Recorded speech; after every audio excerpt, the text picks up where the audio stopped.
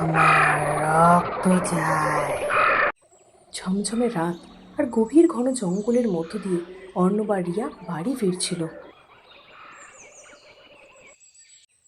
হঠাৎ একটা শব্দ ভেসে এলো, আমার রক্ত চাই।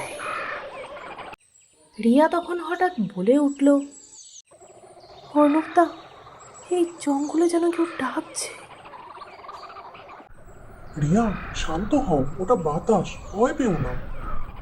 একটা ছায়া হঠাৎ নিমিষে মিলিয়ে গেল।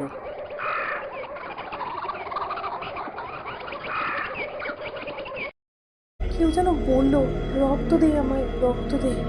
একটা ছায়া হঠাৎ নিমিষে মিলিয়ে গেল।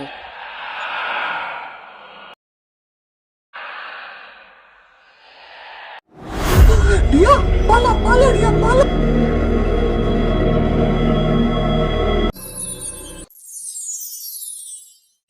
এরপর রিয়া আর অর্ণব জঙ্গলের ভেতর দিয়ে দৌড়ে পালাতে লাগলো। দৌড়তে দৌড়তে অর্ণব আচমকাই হঠাৎ হোঁচট খেয়ে পড়ে যায়। হঠাৎ শাকচুন্নি বলে ওঠে, রক্ত দে, না হলে প্রাণ দে। এই বলে শাকচুন্নি হঠাৎই অর্ণবকে চেপে ধরে বসে।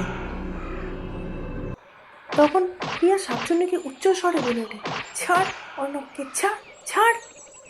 এবং রিয়া গলা থেকে তার তাবিজটা বের করে দেয়।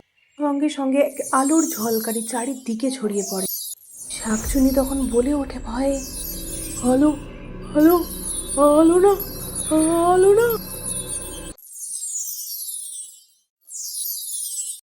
অর্ণব তখন বলে ওঠে, তুই বাঁচালি রিয়া, তুই বাঁচালি। তখন রিয়া বলে ওঠে, না অর্ণবদা, এই তাবিজটাই আমাদের বাঁচালো।